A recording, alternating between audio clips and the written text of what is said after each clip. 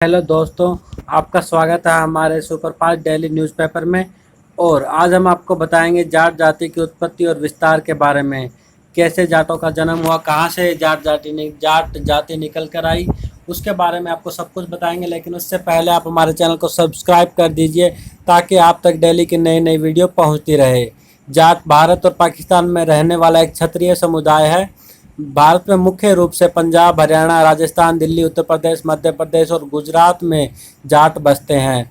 पंजाब में यह जाट कहलाते हैं और शेष प्रदेशों में यह पंजाब में यह जट कहलाते हैं और शेष प्रदेशों में यह जाट कहलाते हैं।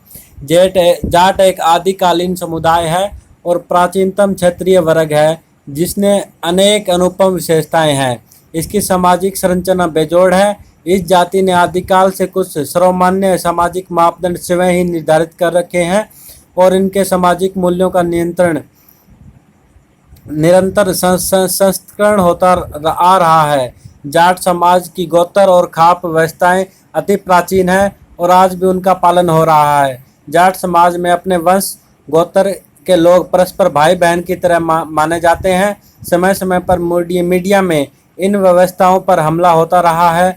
यह समझना आवश्यक है कि जाट जाति क्या है, जाट समुदाय कितना प्राचीनतम है, जाट शब्द कैसे अस्तित्व में आया, जाट जाति की उत्पत्ति और विस्तार कैसे हुआ, इसका प्राचीन इतिहास क्या है।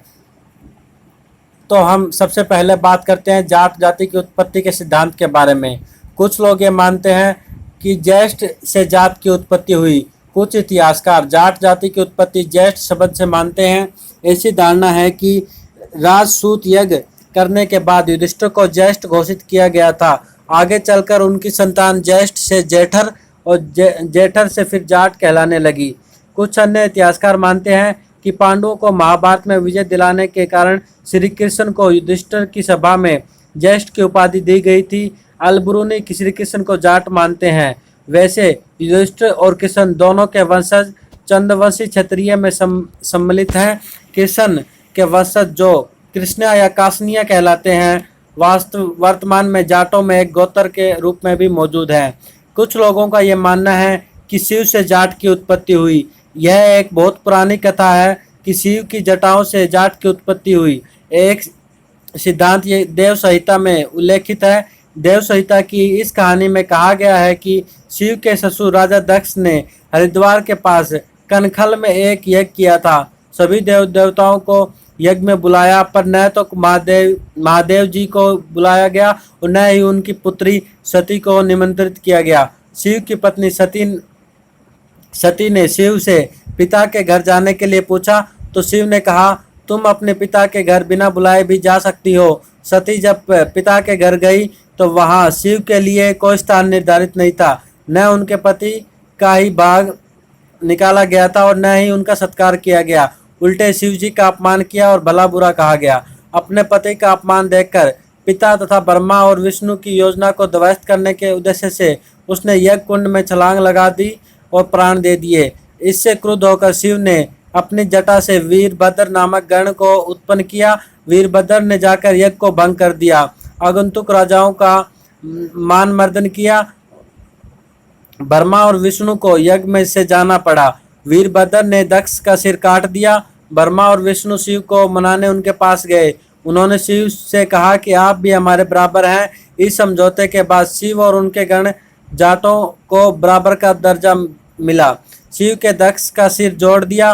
कहते हैं दक्ष को बकरे का सिर जोड़ा गया था। यह भी धारणा है कि ब्राह्मण इसी अपमान के कारण जाटों को इतिहास नहीं बताते या इतिहास तोड़ मरोड़ कर लिखते हैं।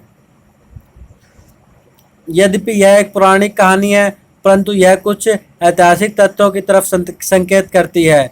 इससे एक बात तो साफ है कि सृष्टि के आदि में जाट प्राचीनतम क्षत्रिय थे। वीरभद्र शिव का अंश था जिससे जाट उत्पन्न हुए। उस समय जाट गणों के रूप में संगठित थे। शिव के जट का अर्थ शिव के गण लगाया जाना चाहिए, परंतु पुरोहितों ने इसका अर्थ गलत लगाया। शिव के जटा अर्थात शिव के सिर के बाल।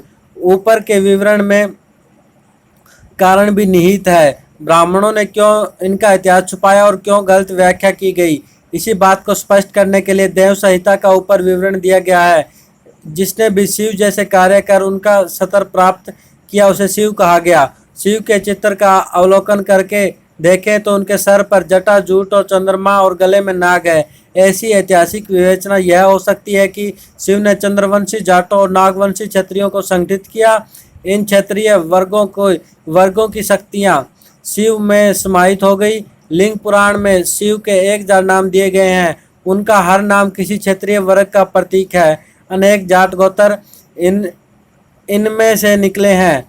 रामस्वरूप जून ने अपनी जाट इतिहास की पुस्तक में वीरभद्र की वंशावली दी है, जिसके अनुसार गुरु की वंशावली में सयंती के पुत्र वीरभद्र के वंशज, पोनपंदर के से पूनिया, कल्हण भद्र से कल्हण, दही भद्र से दहिया और बहाभद्र से बलरोइला आदि जाट गोत्रों की शाखाएं चली।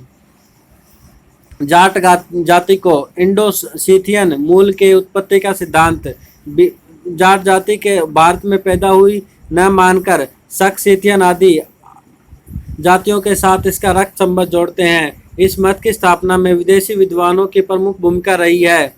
कर्नल टोड के मत के अनुसार भारत के जाटों, रोमन गोथों और जटलैंड के जाटों के बीच रक्त संबंध पाए जाते हैं। कर्नल टॉड के आधार मानकर जैक्सन ने भी जाटों को बाहर से आया लिखा और इंडो सीथियन मूल के वंशज मानने लगे। इस सिद्धांत के समर्थन जाट इतिहासकार B.S. ढिल्लो, B.S. दहिया, हुकुम सिंह आदि भी करते हैं। ये इतिहासकार मानते हैं कि जाटों का मूल अभिजन अक्सस घाटी है।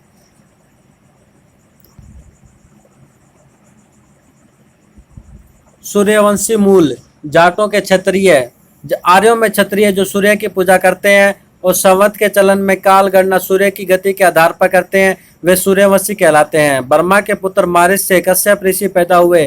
कश्यप की पत्नी आदिति से सूर्य पैदा हुए और उनके पुत्र मनु से इक्ष्वाकु पैदा हुए, जिससे सूर्यवंश चला। राम और लक्ष्मण का जन्म सूर्यवंश में हुआ। जाटों के कुछ संख्या में समूह सूर्यवंशियों के हैं। नागवंशी मूल, पुरातन काल में नाग क्षत्रिय समस्त भारत के शासक थे। नागवंशी क्षत्रियों ने भारत में 500 ईसा पूर्व से 500 ईस्वी तक राज्य किया। नाग शासकों में सबसे महत्वपूर्ण और संघर्षमय इतिहास तक्षकों का और फिर शेष नागों का है। पचनंद में तक्षक, कश्मीर में कोटक और अनंतनाग और मारवाड़ में वासुकी नाग आदि बहुत प्रभावी रहे। नागवंशी लोगों के छोटे छोटे गणराज्य होते थे तथा किसी जानवर, पक्षी या पेड़ पौधे को राज्य का प्रतीक मानते थे और इसकी पूजा करते थे। इन गणराज्यों की पहचान भी इन्हीं नामों से होती है। प्राय इतिहासकार यह भूल गए हैं कि जाटों के अधिकांश गोत्रों के उत्पत्ति नागवंशी क्षत्रियों से होना पाया जाता है। धन्यवाद दोस्तों, अगर वीडियो अच्छा लगा हो तो प्लीज़ हमारे चैनल को सब्सक्राइब कीजिए। धन्यवाद।